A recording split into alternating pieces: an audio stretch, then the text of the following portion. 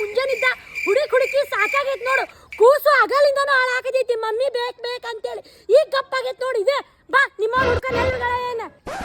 ನಾನು ಬಳ್ಳಿಯ ಮಿಂಚು ಕಣ್ಣು ಕತ್ತಿಯ ಕಂಚು ಬಲೆಗೆ ಬಿದ್ದಾಗಲ್.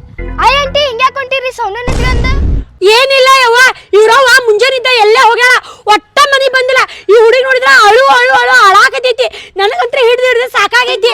ಅದಕ್ಕೆ ಇವ್ರ ಅವ್ನ ಹುಡುಕಿಯಂತ ಹೊಂಟಿದ್ದೆ. ಆಂಟಿ ಅವ್ರವ್ವ ಬ್ಯೂಟಿ ಪಾರ್ಲರ್ ಒಳಗಿದ್ಲು ರೀ. ಅದೇನೋ ಹೆಬ್ರೋ ಅಂತ್ರಿ, ಪೇಶ್ವಾಸ್ ಅಂತ್ರಿ, ಶಿಸ್ತಾಗ ಹೆಬ್ರೋ ಮಾಡ್ಸೋಣ ಬಂದಿದ್ರಿಪ್ಪ. ಅಯ್ಯೋ ಅದ್ರ ಬಾಯಾಗ ಮಣ್ಣು ಹಾಕ ಬ್ಯೂಟಿ ಪಾರ್ಲರ್ ಹೋಗ್ಯಾಳ. ನೇಕಿ ಮುಂಜಾನೆದ್ದು ಒಂದಿಟ ಕೂಸಿನ ಖಬರ್ ಐತಿನ ನೋಡಕ್ಕೆ ಹೆಂಗ್ ಹೋಗ್ಯಾಳ. ಹೇಳಾರ ಯಾರಿಲ್ಲಕ್ಕಿಗೆ. ಹೂರಿ ಆಂಟಿ, ನಾ ಕರೋದ್ರಿ ಅಕ್ಕಿನ, ನಿಮ್ ಸೊಸಿ ಬರ್ಲೇ ಇಲ್ರಿ. ಹೌದಾ, ನೀ ಕರೀದೆ ನೋಡೋ. ಸಣ್ಣಕ್ಕಾದ್ರೆ ಚಿಂತಿಲ್ಲ, ಎಷ್ಟು ತಿಳುವಳಿಕೆ ಐತಿ. ಅಷ್ಟು ವಯಸ್ಸು ಬರ್ಸ್ಯಾಳ. ಹುಡುಗಿನ ಅರಿವಿಲ್ದಂಗ ಕುಂತಿದ್ಲೇನಕ್ಕೆ.